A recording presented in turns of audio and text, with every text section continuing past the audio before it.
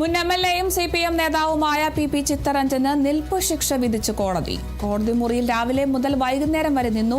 P Chittaranjan 1600 രൂപ പിഴയും അടച്ചു. തിരുവനന്തപുരത്ത് ഗതാഗത തടസ്സമുണ്ടാക്കി വഴിതടഞ്ഞ കേസിൽ judicial first class magistrate Tania Mariam ജോസാണ് ശിക്ഷ വിധിച്ചത്. ചിത്തരഞ്ജൻ അടക്കം 3 നേതാക്കൾക്കായിരുന്നു ശിക്ഷ.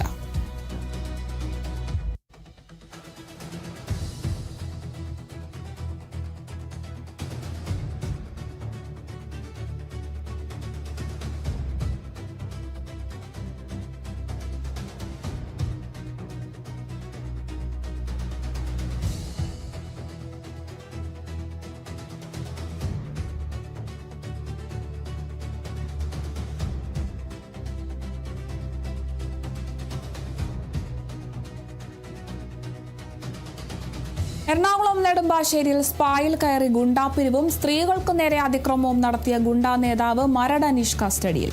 നെടുമ്പാശ്ശേരി പോലീസാണ് പിടികൂടിയത്. സംഭവത്തിന് ശേഷം മൈസൂരിലേക്ക് രക്ഷപ്പെടാൻ ശ്രമിക്കവെയാണ് അനീഷ് പിടിയിലായത്.